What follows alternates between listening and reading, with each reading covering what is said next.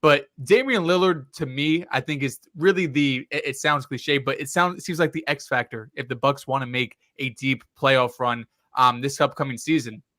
He has 19 games this year, scoring 30 or more points in those games, or excuse me, 29 games. Scoring. Let me start that over. 19 games and scoring 30 or more points. The Bucks are 17-2 of those games. When he has at least 9 assists, the Bucks are 16-2 of those games. There is some overlap there, but it just shows when Damian Lillard has been playing like Damian Lillard this season, the Bucks are getting what they were expecting. They were expecting Dame to come in here and be Portland Dame. He has dropped off slightly efficiency-wise, hasn't exactly been the same. Points per game-wise hasn't been exactly the same, but I think that was expected with Giannis. But when Dame is having these offensive explosions, when he's in rhythm, when he's giving you 30 a night, they've shown to be one of the best teams in basketball. Now, is that going to be enough to propel them to the NBA Finals? I don't know, because I don't like the way the matchup against Boston. I don't think they have enough POA defenders to guard the Jays. And when you have Porzingis or Al Horford out there playing the 5 or even the 4 and the 5 that go double big, you're going to have Brook Lopez coming out of that center spot, and you're going to leave the paint open. And we know Brook is pretty historically known for playing a lot of drop coverage too. And Drew Holiday's been one of the best three-point shooters in the league, as well as Derek White. And of course, we know the Jays can shoot the ball too. So this 2 through 4 seeding, it's all going to be interesting. It's going to change game to game. But I still think the Bucks have the highest upside out of that group when you compare them to the Knicks and the Cavaliers. I guess I'll go next then. I'm not going to give the Celtics credit. I don't got time for that. I'll leave that Casual. to you three. Yeah, I'll leave that to you three guys. I think the whole East has been interesting, though. I think, just to talk about the Cavs, the Knicks, and the Bucks, but I even think like the Heat, the Pacers, and the Who am I blanking on? The Sixers. That's the team I'm blanking on. Them three teams are kind of in a little hunt right now. Orlando also is hovering around there. And then like we have like probably the most underrated play-in battle of all time with like the Hawks and the Bulls just going back and forth to figure out who's going to have home court advantage. But to just talk about those three teams, I do think the Knicks for me would be the most upside because I don't think we've seen them at their best. And I think that is the dangerous part with the Knicks. I think the Cavs don't have enough time to kind of loop this all in and get it together. Their starting 5 hasn't even played 20 games together, and they've just been dealing with so much injuries. Garland hasn't been the same. Mobley hasn't made that improvement you want to make. They've had a great regular season. Like you would think with all the stuff they had, you couldn't guess they would have 45 plus wins and they're a top 3 seed, but the way they've just been banged up, playing terribly, the way they have been playing good up the comp. But just to talk about the Bucks and the Knicks, I think with the Knicks, we saw a sneak peek when OG got there for the first 7 or 8 games of what it was, how this defense could be. And that was with no Mitch, no Julius Randle, and then Mitch is now back. OG should be back soon. I think them, for me, is kind of the team that's like a sleeping giant because this is a team that hasn't been healthy. They haven't had Mitch. He played only about 20 games this year. Julius Randle has been out for a long time. OG has been in and out the lineup. So if you can get those 3 guys back, and then you have Jalen Brunson, who's playing like a MVP candidate. I think we can all agree on that part. Then you have Dante DiVincenzo, who's woken up this year. Then you have guys that's like Josh Hart, like Deuce McBride, who's picking up his game. You have all these pieces together. You bring that together with guys like Randall, OG, and Randall, we can all agree, was playing better than what he looked like last year. He was starting to play more bully ball defensively. He was locked in. So you get that. Plus Isaiah Hartenstein, who's been great for them at the 5, pair that with Mitch. I think for me, I think I would pick the Knicks as like the team with the biggest potential because I think this team has so much talent from top to bottom. And I know Brunson's the one guy, I know the Bucks have the 2 stars in Dame, in Giannis. But when you talk about the defensive end, I look at the Knicks. This is a defense that can tighten up. They can guard 1 through 5. They can get into it. And then if they can keep it in a low-scoring game offensively, you have Brunson. The Bucks don't have an answer defensively for pretty much any team in this conversation that we're talking about. So for me, I think the Knicks, probably have the biggest potential here just because of the fact that they've been missing guys who legitimately can make a difference. They haven't been fully healthy. Yeah, I think you guys made some pretty great points. I think everyone kind of loops the Knicks and the Cavs together just based on how they haven't really been able to reach their potential because of their injury problems. Evan Mobley's missed a ton of games. I think Donovan Mitchell's been playing great. Darius Garland, kind of fell off a little bit this year, but I've been really impressed with how the Knicks have played, missing OG for a while, missing Randall for a while. I think I read something the other day that said OG is probably going to come back a little sooner than Randall. But when you talk about the Knicks in a playoff setting, they really have the opportunity to go 10 deep. They have a really, really deep roster. They defend really well, especially with Mitch back. And I don't think they've really had that shooting threat that they have this year with Dante DiVincenzo. And then you mentioned Jalen Brunson playing at an MVP level. With the Bucks, Dels, you made a great point. I think a lot of people focus on the defense, which has slightly improved. I think it really will come down to, can Dame be that 1B superstar? Can he counteract Giannis? It's going to be interesting to see. But, I mean, if I'm Boston and I'm looking at the layout of the league, who am I kind of most concerned about? I think it comes down to the Knicks and the Bucks. And I think, honestly, the Knicks pose more of a threat just because of their depth and their defense. Yeah, those are all great points made by the three of you. As much as I said at the beginning of the year that I thought the Cavs were the biggest threat besides the Bucks, I think the Knicks have shown that they are the better team, even though the Cavs have the better record. The Cavs looked like they were like one of the best teams in the league, from starting the new year up until the All-Star break. However, then Mitchell busted up his knee. I think he's missed.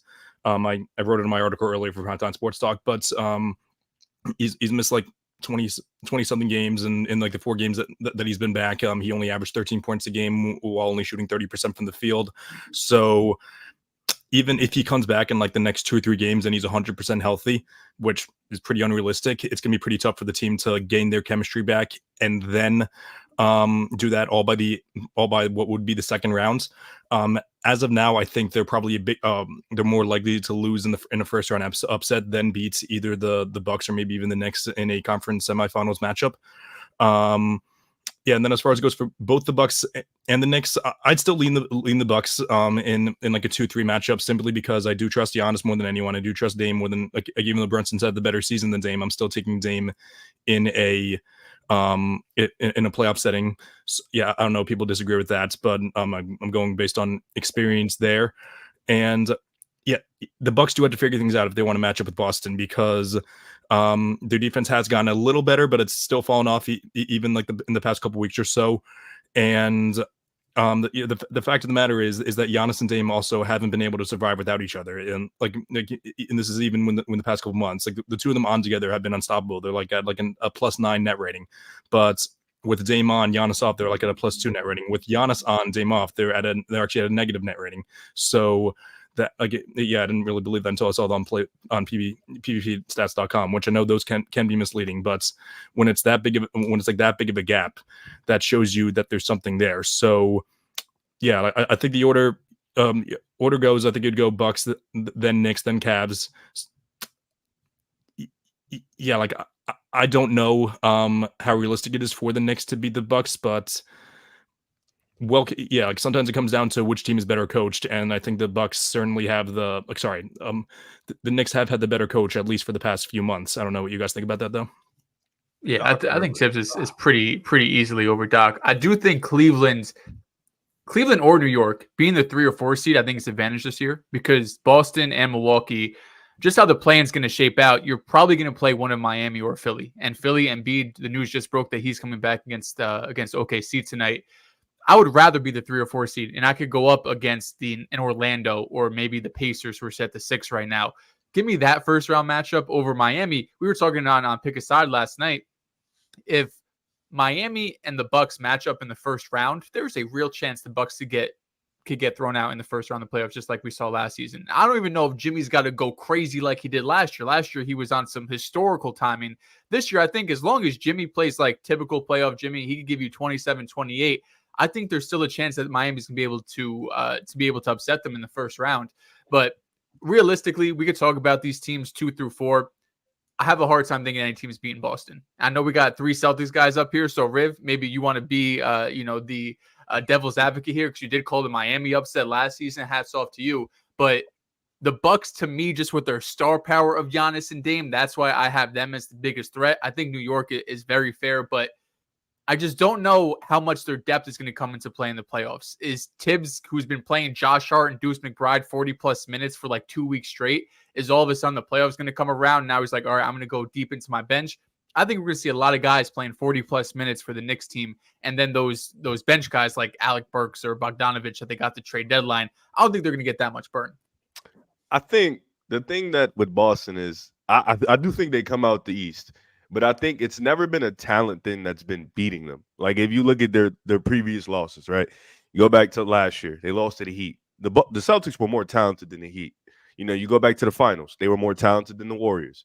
You know, you go to previous years against the Heat, they were probably more talented. It's never been a talent thing. It's always been a mental thing, an IQ thing. And I think why I lean the Knicks probably more in that matchup because of Tom Thibodeau and the fact that he's a better coach than Doc Rivers, and they do have that. They could possibly have that mental edge. With the Bucks, I get it. Like you have Giannis, you have Dame. For them to beat the Celtics, they would have to go nuclear. You would have to expect Dame to get back to Dame energy. The thing is, I just think that's a bad matchup for both guards, Dame and Jalen Brunson. You know, you have Derek White, Drew Holiday, Jaylen Brown, Jason Tatum, big, long, athletic, strong, physical defenders, 1 through 4. You can't really find a mismatch in that department. And then on offense, they can go 1 through 5, which is going to be tough for both teams, especially a team with Brook Lopez, a team like the Bucks who don't really have a POA. They're really small. Pat Bev is out for the year. So that was probably your best POA defender. So now you're going to have to throw out guys like Chris Middleton, Jay Crowder on these wings, and that's never been a recipe for success. So I do think Boston relatively should go out and make the finals. Like I think we all believe that. But really, this conversation honestly is just about who's going to face them in the ECF. Same way how we talk about Denver and who's going to face them is probably the same thing with Boston. Like who's going to come out and have to go toe to toe with the Celtics. It would be hilarious if Boston faces Miami again in the first round. If Miami ends up in 8th seed. But I do think this year is just it. Outside of Boston, I want it. I know you want it. You need it. You need it. You need it for your sanity. Miami. But I think outside of 1, 2 through 8, I think it's a very interesting conversation that can give us some really good series. Yeah, I think if Boston doesn't come out of the East, it's because of them. It's not because any team is more talented or deserved more. I think, like you said, Boston kind of just gets in their head sometimes down the stretch, and it's happened in past playoff series. It's happened the past couple of weeks too in clutch situations. But yeah. The reason I say I want Miami is because I look at it, they don't have the history, but when the Celtics went to the finals and they played Brooklyn in round 1, that was a series that was pretty 50-50 in terms of who's taking Boston, who's taking Brooklyn. This is, the KD, Kyrie, Brooklyn Nets, of course. I feel like that first round matchup gave them the confidence that sprungboard them into the NBA Finals. You go into the second round, you have a great series against Milwaukee that goes 7 games. You have that Tatum game 6 with Grant Williams game 7. Then you go 7 games against Miami. I think it gave them that confidence to be able to go into each playoff series saying we deserve to be here, we belong to be here. They've had runs in the past, of course, before that Brooklyn series, but I think giving them that confidence, because this was the midseason turnaround too, where I don't think anyone was really doubting it, but there was still, I think, some question marks around them since they were so bad for that first, 40 or so games of the season. So if they're able to conquer their demon, get past the Miami Heat, God forbid they do it in like 5 games or something, and it's just not even a conversation anymore. I think now you go into that second and third round, it's not a problem. And then you get to the finals and you go up against most likely Denver and Nikola Jokic, but it feels like there would be at least the most mentally prepared if they have a harder path through the finals. Yeah, and you bring up that that season, that Jaylen Brown said we're not running from anybody. I think it came down to that last game. I think Milwaukee sat some of their guys, and Boston went ahead and won and locked up that 2 seed to play the Nets, who some people were afraid to play. And a lot of people don't talk about it. Them winning that game not only let them run through Brooklyn and gain that confidence, but it also allowed them to get that home court for game 7 against Milwaukee. So it comes down to building confidence. That's a good point, Dels. I like that. You're getting smarter.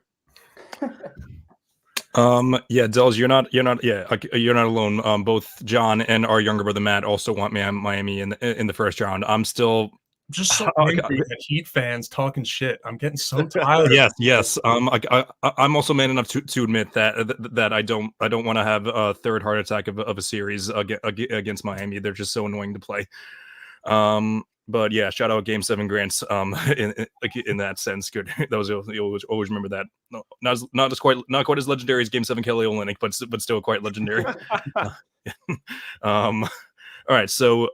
Yeah, we talked about the top. We're going to talk about the towards the playing tournament aspect of it. So as of now, in order it goes Miami at the 7th seed. They're 2.5 games ahead of Philly, and then Philly is 4.5 games ahead of Chicago. And then River brought up how neck and neck the Bulls are with the Hawks, only half a game ahead of them. So in all likely, it's going to be Miami 7.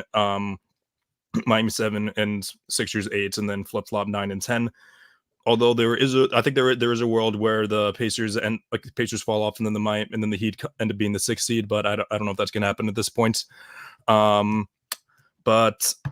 yeah, we talked a little bit about I guess we'll just talk about the Sixers now because we kind of touched on Miami versus Boston. So a lot of this is just going to depend on how Embiid comes back tonight. I feel like that's what people's opinions are going to be on. So. How likely do you think it is, River? How high the what do you think the Sixers ceiling is? Do you think how far do you think they can make it with a healthy Embiid? Here's the thing, and it's a tricky question because it's not a tricky question. It's a hurtful question for Philly fans because this was probably Embiid's best year. Especially just from numbers wise, the eye test wise, like him making the playmaking leap. Him being another bona fide 30 points per game scorer. Like he was the leading candidate for MVP. And Tyrese Maxey taking that leap that we kind of all knew once Harden left. Maxey was going to take that leap. But then you had Kelly Oubre, who you got for a steal in free agency hooping. Then you picked up Buddy Hield at the deadlines, which could have really helped his team if Embiid was healthy. So it's painful for sure. I do hope we get Miami 7, Philly 8. I don't want to see the Bulls or the Hawks in. I really do painfully hope that does happen. There is a possible world Indiana falls, and they could miss the playoffs. I don't think they're that dangerous where you just expect them to win a playing game. They can legitimately lose to a few of these teams. But for Sixers, it's going to be tough to go in there against Boston. Embiid is still, I know he's coming back tonight, but like you mentioned, the playoffs start in 2 weeks. So you haven't played in 3 months. You kind of got to get all gamed up in 2 weeks to go play Boston. I just think that's super tough right now. I think right now the team, as we just watched them play, they are horrible without Joel Embiid. This is not a good team without Joel Embiid. Embiid historically has struggled against Boston a lot in his career. This is not a good matchup for him. And we were talking like they were 7 seed and they played Milwaukee. You can convince me. I think Milwaukee's defense hasn't been good. Brook Lopez is up there in age. So you can convince me with that one. But I think Boston I think that's a 4-game series. I legitimately think Boston could sweep Philly. And that's not even an indictment on Joel Embiid. It's just an indictment on how good Boston is, the gap between both teams, and how Embiid is coming back basically 3 months off of straight rust. The ceiling is honestly a first-round exit. The ceiling is just get into the playoffs, feel good about that. But I don't see this team going in there and in my opinion, upsetting the Bucks. Or now, if the Cavs find a way to grab 2nd seed and Philly gets the 7th seed, you can talk to me. Now we can talk. We can have a conversation. That is probably the best. That's the best. This team just isn't healthy, man. That's the best scenario. Joel Embiid has had his way with Allen and Mobley. That is, for me, the best scenario. If I'm a Philly fan, that's what I'm praying on. Cavs to get that 2nd seed. We walk in at 7th. Now we're talking all right, we have a shot to really win this. A team that's been hurt all year. They've had the same issues as us. Can't beat good teams. So I think they can't win without Donovan Mitchell. So you have the same problem, same issues going into that series. I think that's what I'm hoping for if I'm Philly. That's best case scenario. But realistically, I think Philly just has a personnel issue. I just don't think they have the guys. I don't think they have the two-way guys to match up against Milwaukee or Boston. You're going to want Tyrese Maxey on the court forever. That's fine. You're going to want Buddy Hield on the court, especially when you have Embiid out there. You're going to want more shooters. Similar to Milwaukee, having a lack of POA defenders, I don't trust those defenders going up against Damian Lillard, going up against the Jays, hell, even going up against guys like Derek White, who has shown to be able to create for himself, to shoot off the dribble, to hit the floater in kind of that mid-range paint area. that's a really bad matchup for Philly. And it's unfortunate because before Embiid went down, this team was winning. I think it was like 0.1% at a lesser clip than Boston. They would have been like neck and neck. They were like 26-8 or something crazy when Embiid was on the court. And there's a legitimate chance they could have ended this season with the second best record in the NBA. Them and Boston would have gone down to the wire for the number 1 seed in the East. And now you're sitting at the 2 seed, and you could go up against a potential, Pacers team or even a Heat team, the Bulls maybe if they win a playing game. But it looks a lot prettier in that situation. But of course, with Embiid going down, even if he is 100% healthy and he comes back tonight and he gives you 20 points in 20 minutes and his minutes ramp up, and by the time we get to the play-in, he's averaging 30 minutes a night and he could give you 27, 28 on great efficiency. Even the best version of Joel Embiid, it feels very unlikely they're going to be able to go into Boston, into Milwaukee. Of course, they're going to have home court advantage, but it's probably not even going to go 7 games. So it's unfortunate for Philly that Embiid got hurt. If they were healthy throughout the whole season, I think there's a world I think there's likely they get past the first round. But even past that, I still think there is a lot of personnel issues and lack of defenders on this team that would have capped their ceiling in terms of making an ECF or a finals run. Yeah, I think I agree with your ceiling of a first-round exit. I think it's unfortunate what happened. The Sixers were playing at an extremely high level before Embiid got hurt. And I think what people don't realize is even when Embiid's healthy in the playoffs, there are questions about his conditioning and his stamina over the course of a long series. He just kind of burns out. I'm sure he hasn't really been doing much conditioning over the past 3 months. So even if he comes back and has a good last week and a half, his minutes ramp up, he's putting up good stats, the Sixers look good, I don't trust him in an extended series against, frankly, any of the top 4 seeds in the Eastern Conference. Yeah, great points as always. Philly's going to be really tough to evaluate. First round exit is probably their ceiling. It's probably going to take an injury from either Giannis or Dame in order for Philly to get past them, which obviously you can project. And even as John mentioned, even with Embiid fully healthy, there is the conditioning issue. Now people could push back against that and say, well, he's well rested now. Is he going to be well rested or is he going to be rusty? That's going to be the main issue there. And even if Embiid's fully healthy against the Celtics, the Philly won 2 games last year because James Harden. It took James Harden scoring 40 points in 2 games and to get past them. Now, in both those games, Embiid either didn't play or he didn't play to his full potential. But it's kind of unrealistic to think that Embiid's going to be playing at an MVP level. So yeah, first round exit is probably what's more likely at this point. I think it's kind of good for Philly though, because after this season, their roster is basically completely stripped. Like they have, I think, maybe 2 guys under contract next season. I think it gives them a fair chance to kind of evaluate the roster. And even if they were healthy, say they finished the season as the number 1 seed in the East, because that's how good they were with Embiid, and say they made it to the second round of the playoffs or even the ECF, I think there would have been some false hope there where, as this roster currently stands, I don't know if they would have been able to make that push and really win the finals. I think having a year where Embiid is hurt, of course, weren't expecting that, weren't hoping for that, but a year where Embiid and the Sixers could kind of reset going into next year, where you have all of this cap flexibility, you got some draft picks, you can now build a more well-rounded team around him. Because I know you went to 7 last year with Boston, but as you mentioned, Harden went crazy in a couple of those games, and Embiid, you didn't get the full MVP Embiid even in those series. So it seems like you need some more help around him than just guys like Tobias Harris and Buddy Hield. Like they need to make some real moves to get some 2-way players on this team who could defend at a high level, hit some shots, create for themselves. Of course, you're not going to be finding them on the street, but I think they have some assets to be able to go and get at least 1 or 2 of those guys. Or you blow it up, man. You just end it all. Send Embiid out of there. Not with this season. Not with Embiid just being a flame out in the first round. It's the thing. Like, here's the thing with Philly. And, Sixers fans, of course, you want to hold on as long as you can. You got Embiid. He's a transcendent superstar, one of the best bigs we've ever seen, one of the most talented bigs we've ever seen. He'd be pushing 30 next year. He's already dealt with so many injuries. The body is burning out. He has a lot of mileage on it.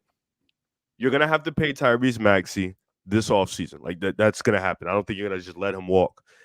I think, thinking about it, you've had so many teams where you've had an opportunity, like you mentioned last year against Boston. You had an opportunity to go to the ECF. You fumbled. You know, you had an opportunity to get out that Boston series. Joel Embiid did not have an MVP game probably one time in that series. You know, he was great defensively for sure, but offensively, he did not give you that MVP level. You know, talk about years prior, you know, against Atlanta. They had an opportunity to go to ECF again in the second round. That's not really on Embiid. You know, he had turnover issues, but they had players that were unplayable. Years prior to that, they had a team built, played Toronto, lucky bounce. Shit happens. It's Kawhi. What can you do? So you've had opportunities. You've been trying and trying and trying.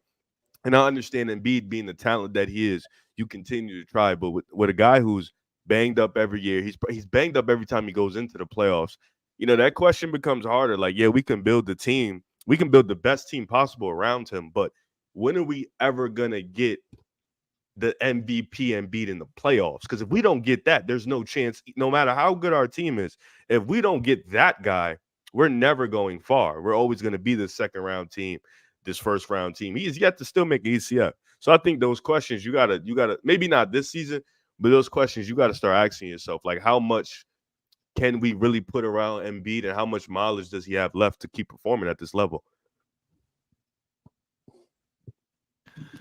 Good stuff, guys. So, so that's the Eastern Conference. Now we'll go out West now. The West is so much harder to predict at this point. So I'll go through the standings really quick. So the Thunder are half a game ahead of the Nuggets. The Nuggets are, the Wolves are one game exactly behind the Thunder. Then after that, there's kind of a gap. The Clippers are fourth, and they're 5 games behind. Then there's the Mavericks, who are on fire lately. They're 7 games behind. The Pelicans are half a game behind them. Suns 1 game behind the Pelicans, who they just beat last night. Then there's the Kings, who are just behind the Suns, and then the Lakers and the Warriors are at the 9 and the 10 seed. So, we'll start from the bottom and then we'll go all the way to the top just to shake things up. So out of the bottom 4 teams, so that's Golden State, the Lakers, the Kings, and the Suns. Which of those teams do you think are most likely to win a playoff series or two after the play-in tournament? Dels, you want to give your take on that? I think there's only one team in this playing group that can actually do it, and that's the Los Angeles Lakers. Riv might talk about the Warriors. He might try to hype them up. I don't know how you guys feel about the Suns or the Kings. I feel like I've been off the Kings since damn near December of the season. They've just been way too inconsistent for me. The Suns, you've had all of this time, and you've had a decent amount of time with Bradley Beal, the Big Three, Book, KD, being on the court together. You could look at some numbers, and it's really positive. You could look at some numbers, and it's really negative. They still have the worst fourth quarter offense in NBA history right now as we're sitting in terms of the play-by-play era when you go back to like the 96-97 season. I don't like how that's going to fare in a playoff series. But the Lakers, I know they're the 9 seed, but they're 42-33. 42-33 in the Eastern Conference. You're sitting there, you're looking like you're, fighting for the 6th, maybe the 5th seed right now. And I think the fact that they're in the play-in, that they are the 9 seed, and the fact they did it last year, I think a lot of people are looking at them saying, well, you can't expect them to do it back-to-back years. Now, if they have to play the Denver Nuggets, you're right. They can't do it back-to-back years. I don't think there's any team in the West, though, with respect to the Lakers, that can be able to beat Denver in a 7-game series. But I'm looking at the Oklahoma City Thunder, who have a lack of size, who have a lack of experience, and I think that's where the Lakers thrive. You have Anthony Davis, you have LeBron James, D'Lo's been playing great, Austin Reeves has been playing great. I don't love their depth really outside of that. Taurean Prince can give you some good minutes here and there. Rui, I guess. Jared Vanderbilt's going to be injured. But just having LeBron and Anthony Davis, when they play top 10 teams this year, they've been one of the best teams in basketball. They have the most wins or second most wins in terms of top 10 teams in net rating. And it hasn't translated because when they're playing teams that are subpar, when they're playing teams that are under 500, they haven't been the same team. If you look at their numbers against teams under 500, against over 500, they're 24-27. But if you look specifically at those top 10 teams, they've been one of the better teams all season long. The fact is, when you're going up against the Western Conference, you're playing against a lot of teams that are over 500. I mean, you have the Rockets, who are the 10th seed, who are still 2 games above 500, and the Eastern Conference, the Bulls are the 9th seed, and they're barely 3-4 games under. So their raw numbers, when you just go like ESPN expanded stats, might not look the best. But when you look at those top of the end teams when they've been playing Boston this year, who they beat without LeBron and Anthony Davis, for example, really anyone except the Denver Nuggets, they've been able to hold their own. So I'm expecting them to beat the Warriors in that 9-10 matchup. And then you're going to face the loser of the Kings and the Suns. I like their chances there too. If you're able to climb to the 8 seed in this case, as long as you avoid the Nuggets in the first round, if they're playing the Thunder, if they're playing the Wolves, the Clippers are probably not going to happen. 4-game difference there, 5-game difference there at this point. I like my chances if I'm a Lakers fan. These other 3 teams, the Warriors, Kings, and Suns, I just think they have too many internal issues to go up against one of these better teams in the West.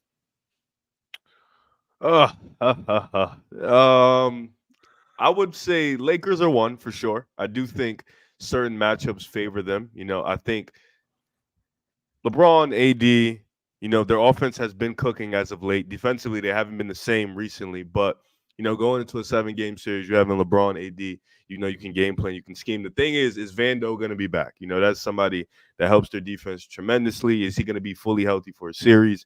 They did just get Gabe Vincent back, I believe, or he is coming back. So D'Lo, Austin Reeves, if you can find yourself a favorable matchup, I think that's good for them. I do think the Suns and the Warriors, it really depends. Like you got Minnesota who don't have a Cat problem. Cat is expected to come back. Well, they might get him back. The thing is, with no Cat, that offense looks dreadful. That offense definitely takes the cliff off. And if you can play them, if you're the Suns or you're the Warriors and you can play them with no Cat, something that hurts them tremendously. Now that becomes a series where you're looking at it like, that's a good one. Maybe we can win this. But I do think the Lakers probably have the best chance just by the way the standings are. The Warriors, for them to get into the playoffs. I do think they can beat the Lakers on the road. They've actually been a really good road team this year. But I think for them to get in, they would need the Kings, to fall down or something like that, or maybe like the Suns to drop. Like they'll need a lot, or Steph just to go nuclear. And that's asking him to do too much just for the situation that is right now, especially with all these West teams. But I do think the Lakers, with the makeup they're in, they've done it last year. They have the experience. They don't have the coach, but they have LeBron. They have Anthony Davis. They have not the craziest guys, but they have a solid group in Reeves and D'Lo. That definitely gives you the chance. Phoenix, they're a tricky thing because they have not been a good fourth quarter team all year, and that's the most important quarter. And in the playoffs, the game gets slower. You expect it to click right away with these 3 guys that kind of they're all great players, but they kind of don't mesh well. They have the same games essentially. It really comes down to who out of those top 3 teams do you not trust to where these play-in teams can go in and they can beat them? Because you got to remember, OKC has been hot all year. Minnesota, they've been at the top all year. Denver, they've been the best team in the league in the West. So you got those 3 teams. They're all going to have home court advantage. It's really about which of these teams do you trust more? And I would pick the Lakers too. I just think with the way they've been beating teams this year, they've been hobbled. They've been inconsistent against the subpar teams. But you're going into the playoffs, it's at stake. So I would say the Lakers too. Yeah, not to echo everything you guys just said, but I think the Lakers are the top choice. I think when you talk about the other teams like the Warriors, the Warriors are another Draymond implosion away from falling out of there. It's tough to say, but that's just the reality of the situation.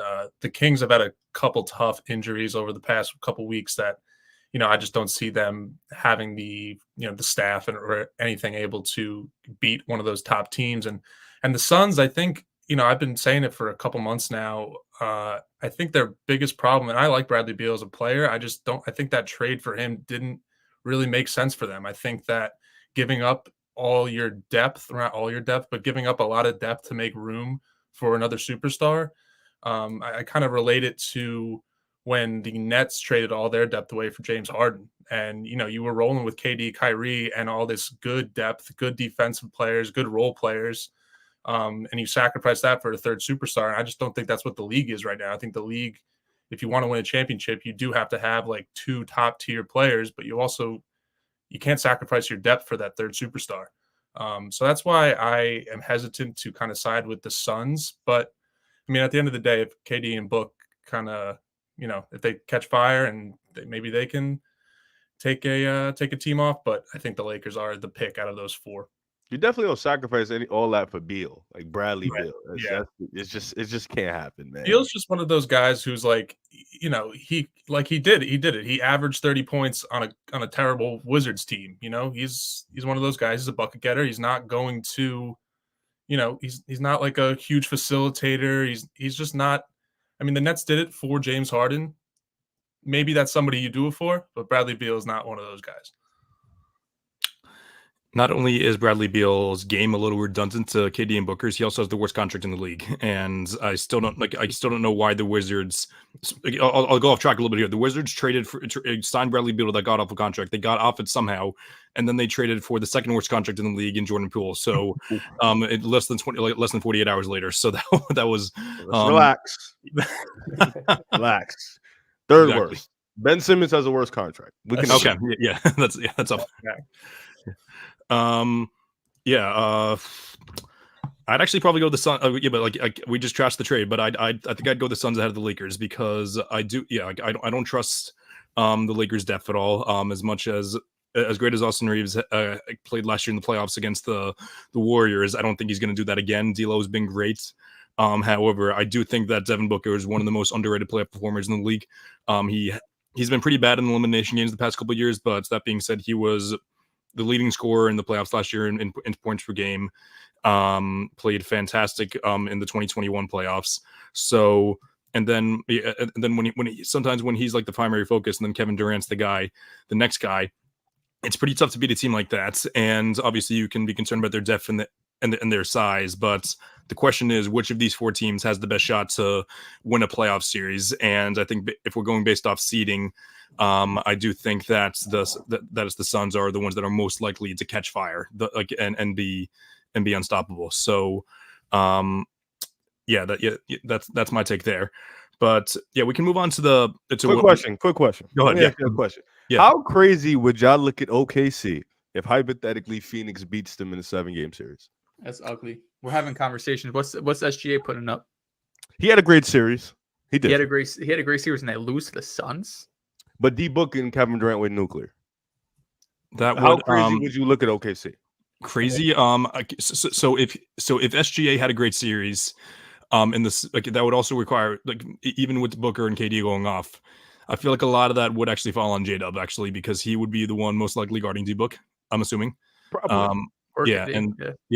And then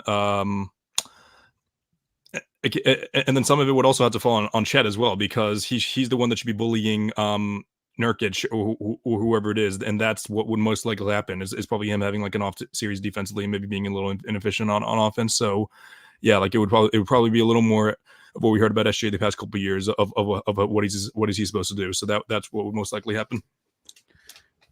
I'd be disappointed.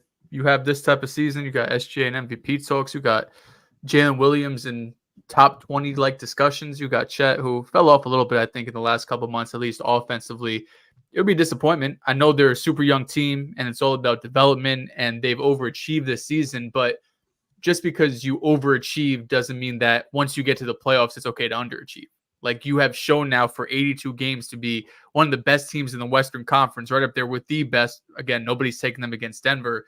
But you go and you lose to a team like the Suns, who they got vets, they got guys that have been there, but they've been struggling. And OKC's been one of, if not the best fourth quarter team. J-Dub and SGA have been two of the best individually fourth quarter players. It's hard for me to kind of write that script to where Phoenix is able to win that series. I think Nurkic as being probably the biggest body in that series could probably have his way on the boards. I know Oklahoma City has been a better rebounding team the last month or two than they have in the beginning of the season. But I think OKC they have more. I don't know if they have more talent, but I think they fit better together as a team than the Suns. For sure. And they've been more consistent this season. And then fourth quarter numbers, everything like that. Unless they lost to the Lakers, I'd be very surprised if they lost to another playing team. Me and Chris have talked about it a couple times. We saw a tweet a couple weeks ago that just said the way the West is kind of falling with some of these matchups, some of the narratives coming out of these series are going to be nasty. John, it was River the one that tweeted out, actually. Oh, it was you? Yeah. That was me? Yeah, it was. Yeah, I tweeted about the narratives that are going to be nasty. Yeah. No, yeah, because the way the seeding is going to be, there's going to be conversations out of some of these where it's damn, he wet the bed, but it's Like It's Luka it's a or Kawhi are going to get bounced in the first round. Like one of But them then is we're going gonna to have get to sit here bounced. and say, we're gonna have to sit here and say, well, he choked, he didn't do it. Then it's like, all right, but he Exactly. lost to Kawhi, he lost to Luka. Yeah. Like if J Dub can't hold D Book, I can't sit here and look at him wrong. Like it's your first year in, it's D Book, like, or if he's guarding Kevin Durant. So it's like this year it's such a like, everything chips on the table for damn near almost every team. Like if Steph Curry loses in the play-in, people are gonna look at him like, oh, you Steph and you losing in the play-in, like you didn't make the playoffs.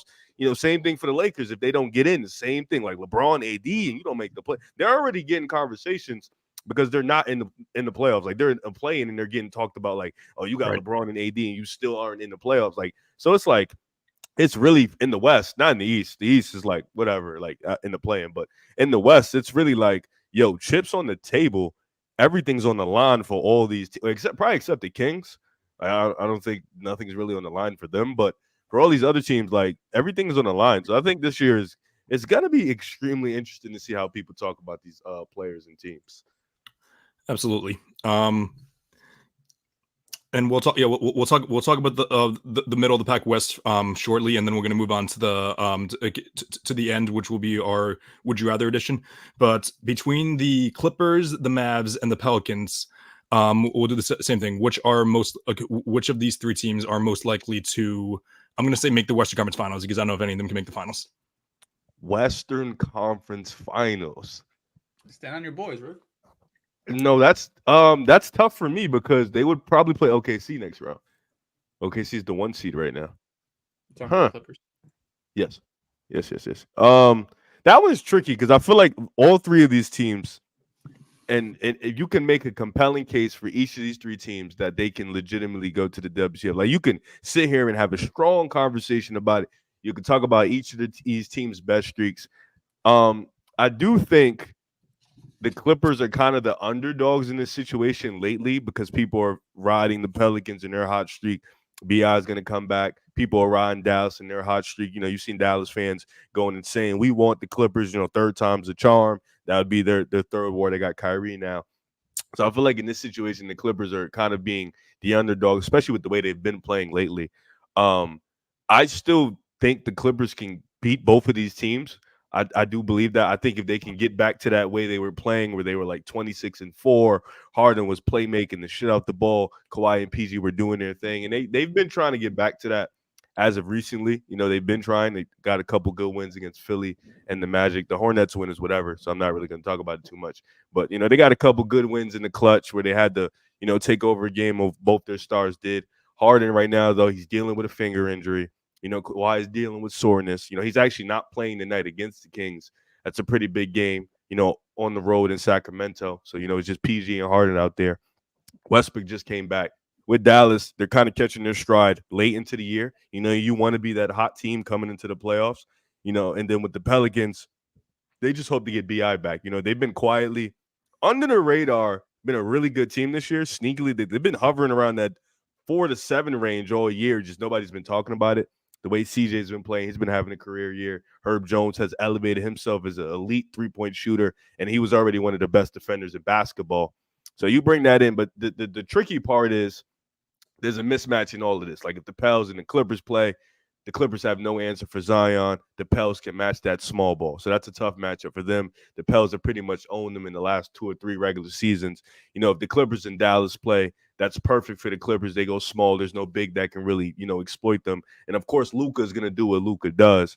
So it's like it's so difficult. For me, I would probably go in order. I would go Clippers 1, probably go Dallas 2, and Pelicans 3, but I don't feel good about it. I think this order can be flipped up. The Clippers, for me, since I have them at 1, they have a tough schedule coming up, a lot of tough games. I think they got the Suns twice. They got the Kings tonight. So a couple game-testing games. And this end-of-the-year streak is really going to decide whether I'm going to flip or not. So they better show me something different going into the playoffs.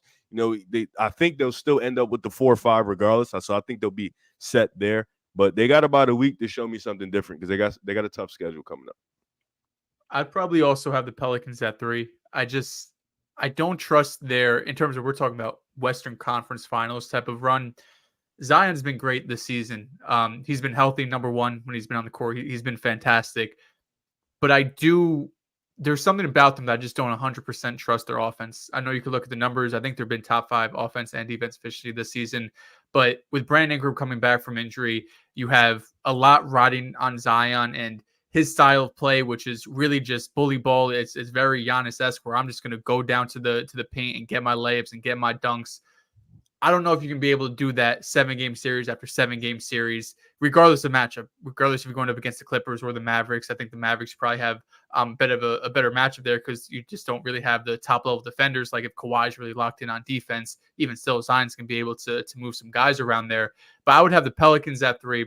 I'd probably have the Clippers at number 2, just because it's been a tale of like 3 seasons for them, right? When they first got James Harden, they were terrible. Then they went on that stretch with Harden where they're playing the best basketball or second best basketball in the NBA. And now it's been this last like 5 or 6 weeks where they just really haven't been themselves. You have Ty Lue calling them soft. You're losing some really bad games. But in the last couple of games, they've been able to bounce back. Had a big clutch time win against the Magic where Paul George hit a couple of big shots. Kawhi Leonard hit some shots too. But number 1 would be the Dallas Mavericks for me. I think Luka, of course, has always been, I think, pretty comfortably like a top 5 player. If you don't even like Luka, like I was never the biggest Luka fan. You would at minimum have him as like a top 7 player in the league.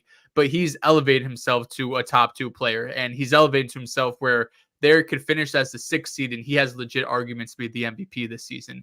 I think Luka playing at this best in the world like play for him for this last basically the whole season, just won player of the month, but he's been doing this all damn year long. You have Kyrie playing his most efficient basketball of his career. Dante Exum's been a great role player for them. And although they don't have the bigs like Riv mentioned, right? They don't have bigs where if they're going up against the Clippers, they can expose that for the Clippers' weakness.